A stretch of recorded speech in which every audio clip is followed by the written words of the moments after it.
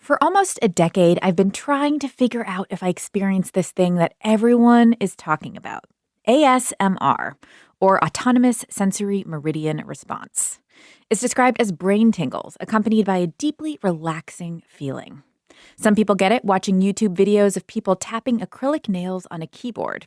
Others get it listening to podcasts of whispered bedtime stories. But many folks first experience ASMR long before they have the terminology to describe it.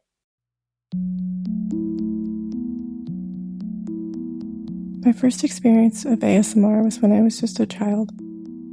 My aunt came to visit, and we were in my room playing with my American Girl dolls. There was a beautiful ray of sunlight shining across the room, and we sat on the floor, brushing one of the doll's hair. She was adjusting its clothing just so, and I could hear every sound. I first experienced ASMR in school when we would be taking a test or working on something at my desk and my teacher would be typing in the background. I just always thought that was so soothing and I just loved the sound. That was ASMR artists M and Katie. I'm Anita Rao, and this is Embodied, our show tackling sex, relationships, and your health. Hey there, it's Anita. If you're looking for a new podcast to listen to that's focused on relationships, dating, romance, sex, and more, then you need to check out the new season of Love Letters from the Boston Globe. In this season, the big question they're exploring is, can people change? And in doing so, can they be better at love and relationships? Each episode brings real stories of transformation, resilience, and growth.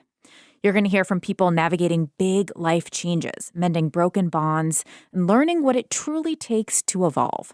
Listen or watch the new season of Love Letters from the Boston Globe wherever you get your podcasts. ASMR content has exploded in the past decade. It's now one of the most searched terms on YouTube, and something many folks say helped them make it through the pandemic. Not everyone experiences ASMR, but for those who do, the telltale sensations often emerge long before they have the terminology to describe them. That was the case for physiologist Craig Harris Richard. I was one of those kids who just didn't like falling asleep, didn't like going to bed at night. And my mother would try singing to me. She would try reading to me. But it wasn't until she tried just lightly touching the inside of my arm. And that would just make my brain just almost pass out. And then as I got older, I would be watching Bob Ross's Joy of Painting. And his voice and the sounds of his paintbrushes on the canvas and the personal attention when he would turn and look into the camera. All of those just also turned my brain into this blissful state with these brain tingles. Craig is a professor of biopharmaceutical sciences at Shenandoah University and the host of 2 ASMR podcasts, Sleep Whispers and Calm History. For more than a decade, he's been looking into the science behind ASMR, including that phenomenon we've already mentioned a few times: brain tingles.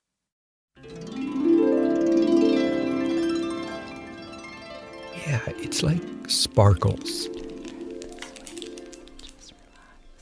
So tingles is the most common word, and others describe it as sparkles either on the scalp, they might describe it inside the brain, and it might just kind of go down their spine into the rest of their body also.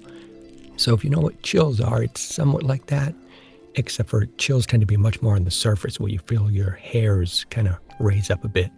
But these are lighter sparkles.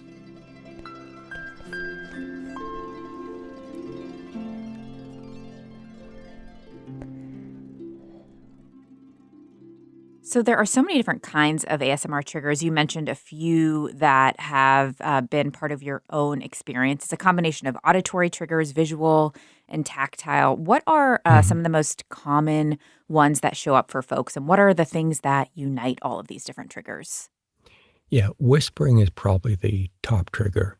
And so there's been several research studies at which they've asked, what is your favorite trigger?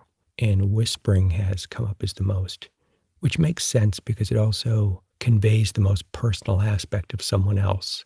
But other triggers are tapping sounds, crinkling sounds, light touch, as you mentioned, and even kind of like slow movements, the way someone moves in a deliberate way. So if someone gets a relaxing feeling, like I get a really relaxing feeling, even just listening to your voice right now, like I feel like you are ASMR. I'm feeling so relaxed, but I don't have any noticeable physical sensations or brain tingles. Is there a spectrum of responses to these kind of triggers?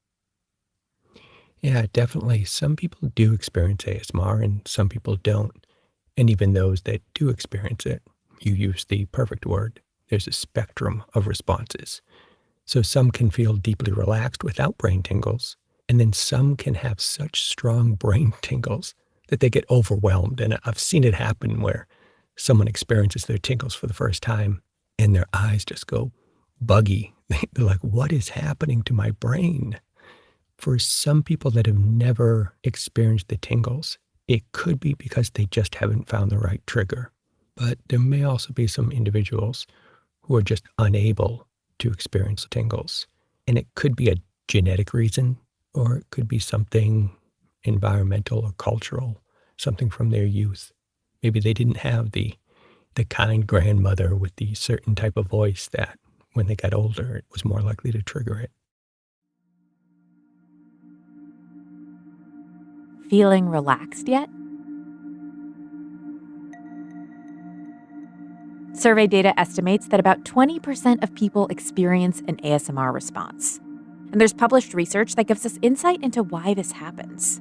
One of Craig's studies used a type of MRI machine to map activity in the brain while folks watched ASMR videos.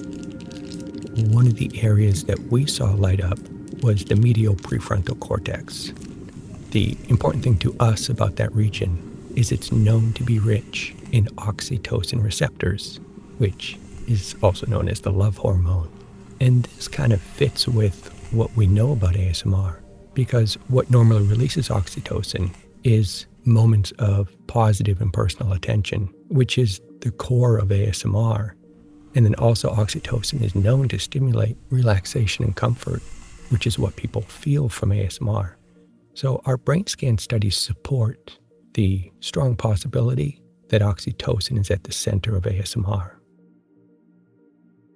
There have been some interesting studies also into responses in other parts of the body. And one of the things that's really interesting to me is that it's described as both kind of activating and relaxing at the same time. So your heart rate goes down, but you maybe start sweating more. Talk to me about that kind of dual response and what you make of it. Yeah, definitely people describe it as relaxing, but there is also this slight euphoria or excitement to it.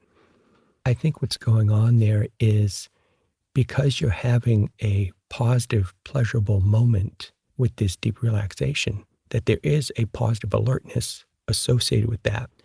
So it can help you to relax, but a lot of people have this slight euphoria and they just stay in the moment and enjoy that positive kind of euphoric moment.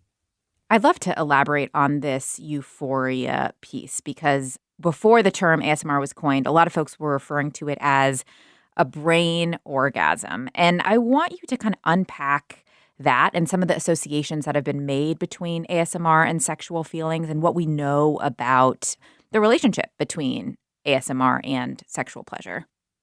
Yeah, in the early days when people were first talking about the sensation that we now call ASMR, and what they commonly used was the term brain orgasm. But what's clear to us today, and even if you look back at those old discussions, is that it's not a sexual feeling. People clearly who experience ASMR say it's not the same as a real orgasm. So that term was very misleading, and that's kind of in a way why the term autonomous sensory meridian response was developed. So it didn't mislead people to think that you're going to have this orgasm-like experience. So you mentioned, I mean, we've been talking about this term being coined in 2010, and now this ASMR content is everywhere. It's kind of unavoidable on the internet. How did we get from a coining of a term just like 15 years ago to where we are today? Kind of brief history, if you can. Right. Yeah, I think the key first point was probably in 2009 when the first ASMR video was created. So I couldn't really find any videos on YouTube of people whispering. So I thought I'd make a channel of whispering, so all you whisper lovers out there can listen to me. So we'll see. And a lot of people watched that and they said, hey, I want to do this also. So now there's probably about 500,000 individuals creating these ASMR videos. Then in 2010, it got the official name of ASMR, which is what we call it today. But then in 2015 was the first peer-reviewed published study. And what that really helped with was validation. People weren't sure, who didn't experience ASMR, if this was real. And so when the research started in 2015, that helped with this validating feeling of, hey, this is something I experienced and it is real. And that led to a very fast growth rate in 2017 and 2019. And so it's continuing to grow, and probably because it is so effective for so many people. Making my way over towards the other side, her left side, parting, then running the tool over the part. If you were internet active in the early 2010s, you probably remember that huge ASMR boom, and the hype has not stopped. YouTube and TikTok are full of ASMR artists, and some of these folks are mind-bogglingly creative. YouTuber Josie B has videos like "You're a roach and I'm doing your makeup" and "Mushroom decomposes you," both of which slay me. I won't ignore the fact that many of these videos seem very strange upon first glance. But spend just 5 minutes scrolling through the comment section, and you'll see just how many people love them. I watch ASMR to relax or fall asleep. I feel like it really helps with my anxiety, and it just helps me calm down. I listen to ASMR now when I fall asleep at night or in the afternoon after a long or stressful day. It makes me feel like I'm part of a little community. Quiets my mind and gives me something to focus on so that I don't overthink things before bed. It makes me feel still and calm.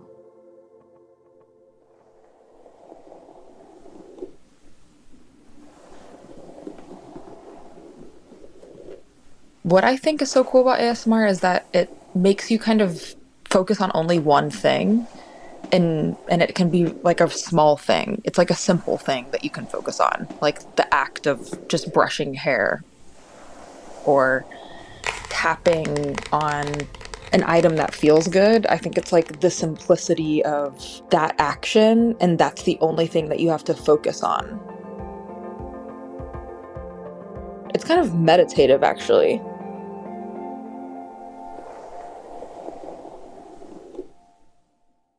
That was Em and Katie, two ASMR consumers and creators who you also heard at the very beginning of this episode. There are several different categories of ASMR. Some content focuses on auditory triggers like eating sounds, ambient sounds, tapping, and scratching.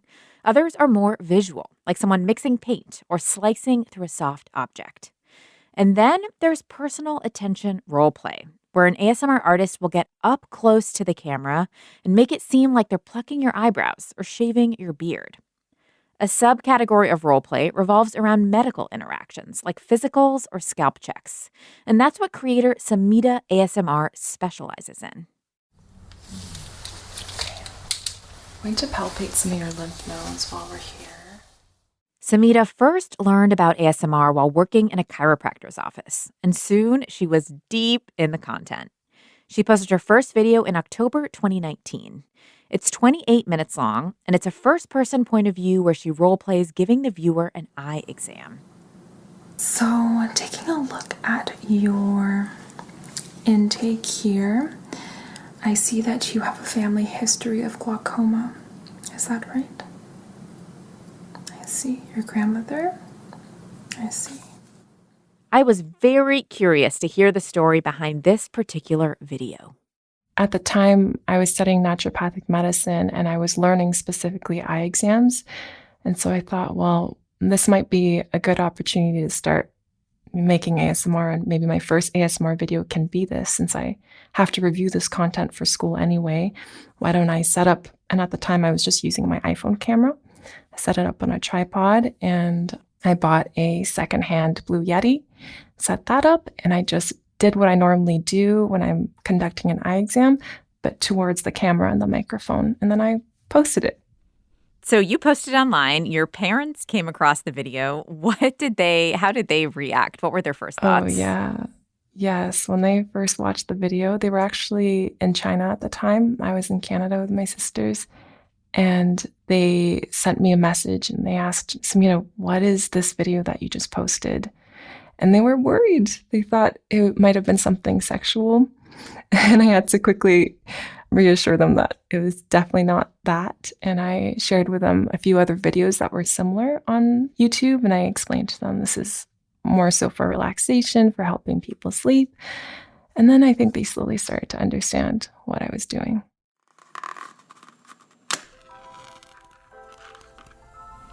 Just take the time to take deep breaths in and out. I want to give you a scalp check, a scalp massage. Just take your blood pressure. There's touch. I'm just checking to see voices, sound. So I would love for you to peel back the curtain a bit into how you create that kind of immersive 3D sound that makes it feel like you are standing right behind me. You are looking at my scalp. You're in the room with me. How do you do that? Yeah, so I try to create a very relaxing environment to start. So I often will use warm tones, put together candles, and all kinds of relaxing little touches in my environment. And then I have my model in front of me. I set up the microphone and I turn the gain all the way up so that you can really hear everything. And I help to relax the model, do a little bit of light touch, and then we go on to the scalp massage and scalp check. I think a lot of it has to do with how much the microphone's picking up, but also people are channeling and tapping into the connection that I have with the model. And so that's kind of where you start feeling the ASMR, just watching our interaction as well. Yeah, I mean, we're talking to Craig about the combination between kind of context and a particular trigger. Can you talk a bit about kind of the emotional context of this work and how you think about the design of the scenario to create that really comforting, nurturing feeling? Yeah, so I kind of play the role as either a nurturing mother or a nurturing sister. And I think that's how my viewers also view me. They're used to my voice. They sleep to it often. And so their nervous system is sort of connected to my voice in a way that as soon as they hear my voice, they'll feel relaxed. And then they see the interaction that I have with my model. And it's as if I'm a mother or a sister, nurturing them, grooming them, paying personal attention, really being very caring. And so when they watch that interaction, they can also receive it. That caring, nurturing vibe is not just useful for folks as a sleep aid. According to data collected by Craig and fellow researchers, ASMR content can also be helpful for folks with anxiety. The next step in understanding the therapeutic potential of ASMR is for researchers to compare it to things like medication or cognitive behavioral therapy. But I want to underscore something that Craig mentioned earlier. Not everyone responds to ASMR triggers. And there are some people who do respond, but instead of euphoria, they experience outrage and disgust. But why? It's not too mysterious, meaning it's easily understood if you think of food. Like some people love raw onion, some people hate raw onion. So it is common for people to have different responses to certain triggers. Some people can react to whisper sounds or mouth sounds with deep relaxation, and we call that ASMR. If you react with a strong negative response, it has a term and it's called misophonia. It's not clear yet why some people react one way to the same exact sound in a positive way versus a negative way. So the mystery is there. It may be due to genetics, or it could have to do with an early life experience. it's not clear why people react differently yet. Samita, in your own experience as a creator and as someone who consumes a lot of ASMR, what have you noticed about how your triggers have evolved over time? Yeah, it really does change depending on what my interests are. So, for instance, when I was working at the chiropractic office, I really enjoyed watching chiropractic style ASMR videos. Later on, when I was in naturopathic school, I enjoyed watching massages and more medical style videos. And nowadays, I enjoy watching nature based and fantasy videos since I live out here on a farm and I'm being very creative and imaginative. I'm sort of delving more into that. So I think it really depends on what is happening in your life and what really matches your special interests in the moment. Craig, the interesting trends that I guess I've been thinking about is how the rise in folks turning to ASMR has also paralleled all of these conversations about a loneliness epidemic and research and how loneliness is bad for our health. I'm curious about how you see those two things interacting. Like, is internet ASMR culture helping folks cope with loneliness? Is it making people more lonely because they're listening to ASMR instead of interacting with someone in their real life? What do you think? The way I view it is it's supplemental. So if you're having a bad day and your best friend or your spouse isn't available to kind of cheer you up a little bit, then you can turn on an ASMR video at that moment and get into that relaxed state. So it's kind of like a multivitamin. It's sort of like a treadmill on a rainy day. It's there for you when you need it, but it's not going to result in you never going out for a real walk. It's just something that's helpful. We've been talking about ASMR content as an internet phenomenon, but a lot of folks' first experiences are from in-person interactions. A parent rubbing your back, a teacher reading you a story. You've written a book that actually encourages folks to think more intentionally about how to bring ASMR into their own relationship, something you call partner ASMR. Can you talk about that and how we could invite ASMR more into our real life interactions if it's something pleasurable for us? Yeah, anyone that's a parent is already doing this naturally, which is when you soothe your newborn or your young child by lowering the volume of your voice, by speaking more slowly, by showing caring expressions from your face. We're calling that ASMR triggers, but it's existed since the dawn of humans. So partner ASMR is about doing that more intentionally, about having awareness of that the next time your child is hurt and needs comforting is to use all that to help them feel better. And then also friends can do it after a hard day at school, or spouses after a hard day at work can use this. Or there's spas that are starting to open up in which they're using ASMR triggers in these spas, which help people to relax. And then the highest level of this partner ASMR concept is purposely using it for relaxation therapy, which is you may have high blood pressure and your health professional says, well, what we're going to try first is some lifestyle changes. And also I want you to go see this ASMR practitioner to help you lower your blood pressure. So there's things like that of doing this in real life, intentional ASMR to help people. Samita, I'd love to close with you asking about this ASMR relationship piece. You have your parents in some of your videos. There's a video of you sitting with your dad giving him kind of a mock exam. I'm curious about how ASMR and doing this work has shaped your real life relationships, like that one.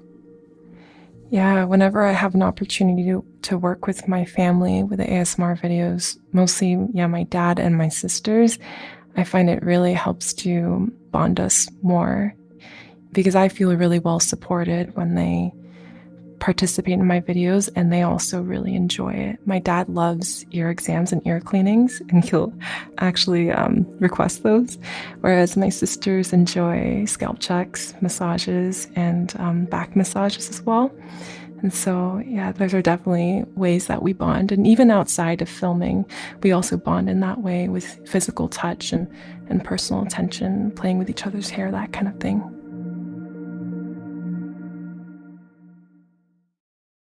At this point in the conversation, we have been clear that ASMR is not a sexual response, and the vast majority of ASMR content is not designed to evoke one.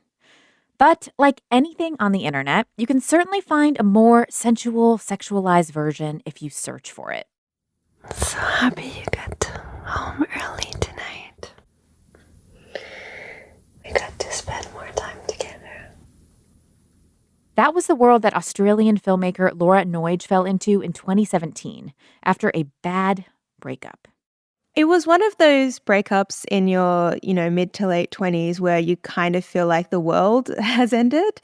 And I just, like everyone after a breakup, I felt incredibly lonely. I really struggled to adjust to simple things like there being nobody else in the bed with me and coming home to no cuddles and just not having intimacy in that way that I had really loved. And I knew about ASMR in the ways that most people do. Like I knew and enjoyed videos of people like having haircuts, and I turned to that just to kind of, I guess, fill that space and get that sense of someone being close to me. And then just through a lot of clicking suggested videos, I happened upon some very specific ASMR that was ASMR artists role-playing to be your boyfriend or your girlfriend or, any intimate relationship really, that because I was really missing romantic intimacy, that they were kind of like my rebound boyfriends. In addition to making film, Laura's also a writer and producer, and she's the force behind the 2021 Audible original podcast, Pillow Talk. Over the course of 8 episodes, Laura documents her journey into ASMR content and digital intimacy, uncovering the good and the bad. At the very beginning of that journey, listening to ASMR boyfriend roleplay was a way for her to find connection without the heartbreak. All my friends were like, you should just get on Tinder or, go to a bar and like find an actual rebound like a normal person. But that, I think, just was really scary for me. I found intimacy with real people to just be like a really high risk activity. So it was kind of this way that I could basically experience that with zero consequences and without anyone knowing. So the stuff I was listening to at first was, really simple things like a guy like makes pasta for you and you watch a movie and, these audios can go for hours and there's like gaps in the audio so you can talk back and you kind of form these like parasocial relationships with these audio creators. But, I found other things too. Like I had some sexual trauma and there was audios I was listening to a lot that were, kind of like spicy, intimate sexual audios. But halfway through the listener, says that you want to stop and the voice on the other end is like, that's totally fine. I respect that. And the rest of the audio is you just like cuddling and like watching, Parks and Recreation or something. So there's such a range in this world, and the vast majority of people who turn to ASMR are not listening for sexual gratification. But as you mentioned, there is a subgenre that kind of brings together ASMR techniques and audio erotica. And you say in the podcast that finding this genre brought you closer to your sexual self than you'd been in a long time. What did it help you discover? Yeah, it was just an extension of, it took away a layer of vulnerability that kind of was holding me back. When you listen to an audio, there's no real human there to judge you. There's no one even watching you. It's just a voice in the dark. So you can kind of explore different parts of your sexuality. You can explore different kinks. You can turn it off the second it grosses you out or the second that it doesn't feel right. It's immersive auditory erotica. Can you talk a bit more about that parasocial relationship that begins to form and some of the creators who had the most meaningful impact on you? Yeah, I mean, I think everyone relates to the experience of listening to a podcast and kind of feeling like the podcaster is your friend. But the difference with an ASMR artist versus like most other celebrities is that they're like pretty accessible people. Like they're just people on the internet. Some of them are kind of like influencers. But I ended up in a few like groups that were kind of like fan groups, I guess, where we interacted with the performers and they were our friends. And that was some really interesting dynamics because you're really hanging on to that person's voice as like a lifeline, but then having a totally separate relationship with them, as well as the fans. Like you're kind of all bound together because you're sort of lonely, you know? Yeah. So in some ways it was really beautiful. I did kind of start living like a lot of my life on the internet. It was really kind of consuming, and yeah, I'm not doing that now, but it was sort of an amazing Band-Aid for me for a while. You did get involved in one very particular online community with an ASMR boyfriend experience creator who you later discovered preyed upon a number of folks in that community, including you. How did that experience inform your relationship with ASMR content moving forward? Yeah, that was really upsetting. It's not something that I talk about too much now, and I feel fine now. But you come into those spaces because you want to feel comforted and because you have kind of a wound that you're trying to put a salve on. But that you can have that experience in real life as well. ASMR and the internet is that's just people. It's another place where you meet people, and some of those experiences are good and some of them are not good. How did your relationship with certain types of ASMR change? Like, are you still interested in the boyfriend experience ASMR? What kind of ASMR do you listen to? Now I don't listen to any role play, actually. I get that from my real friends and, or from all my loved ones. Now I listen to just the sounds. I love goo. Big fan. Big fan of goo and slime. I can watch that get munched up in someone's hands for a long time. I love the hairdressing. I love, actually, what's so ridiculous is that when the intimate relationships, by humans shifted from something that felt really beautiful to something that felt quite dangerous, I got really into ASMR with animals. So there's like these ridiculously cute ASMR videos of like cats going to like a spa and like God. getting a massage, and they wear like these tiny little robes, and or just like dogs eating strawberries or a watermelon or whatever into a really good microphone. So so now I purely listen to it in a relaxing way. I'm going to have to search those out. I'd love to end with just hearing about kind of how ASMR shaped your overall relationship with your physical body, because it's such an embodied experience to listen to ASMR. It's so immersive. How would you describe how that has evolved for you? Yeah, the funny thing is that when I first started listening to it, I wanted to not have a body at all. If I could have become like form of steam and just like taken off my body like a wetsuit or something and just left it on the floor, I would have done it. I didn't like being touched by real people. I was very deliberately searching for intimacy in a way that wasn't tangible. Kind of weirdly, it allowed me to kind of connect to my body and my, sort of sensual self in a way that I couldn't do with a physical person, because I was constantly watching myself through their eyes. I'm sure lots of people do this when they're having sex, right? Like you're going, oh, how do I look from that angle? And like, maybe I should have like shaved my legs because they're a bit spiky. Like it just completely removed all of that. And it let me just enjoy what my body felt like and the experience of being in it, and to imagine someone touching it in all these ways where I didn't judge myself. So in that way, it was an incredibly healing tool that I just found. Like, you don't have therapists recommending ASMR, although I suspect that like Dr. Craig Richard will possibly get that, push that through. I think that it is a tool that can absolutely be more researched, because I think that for people with trauma, particularly, relationship or bodily trauma. It is such a wonderful, under-researched tool.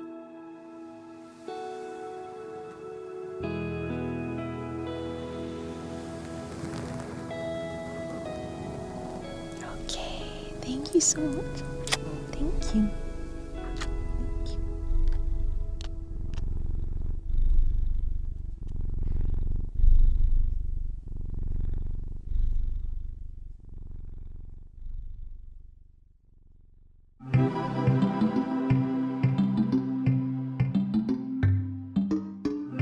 Embodied is a production of North Carolina Public Radio WUNC, a listener-supported station. If you want to lend your support to this podcast, consider a contribution at WUNC.org now. A big thank you to all of our guests today, and a special thanks to ASMR artists Em and Katie. Today's episode was produced by Gabriella Glick, who enjoys whispered facial treatment videos featuring bubble sounds, and edited by Amanda Magnus, who loves ASMR tapping videos. Kaya Finlay and Paige Miranda both also produce for this show, and they are big fans of slime sounds. Skylar Chadwick is our intern, and Jenny Lawson is our technical director. And they both say that almost all ASMR content makes them cringe. As always, Quilla wrote our theme music. I also have to take a second here to say a very bittersweet goodbye to the producer behind this episode. Gabi has been with us since last fall, and we are so sad to see her go. She's taught all of us so much about sound design, and you've heard some of her beautiful work in episodes like this one, our AI series, and more. She's incredibly thoughtful, a really hard worker, and has a kind of creative and editorial mind that is such an asset to a team like ours. Gabi, we will miss you, but we can't wait to see what you get up to next. Until next time, I'm Anita Rao, someone still searching for those elusive brain tingles.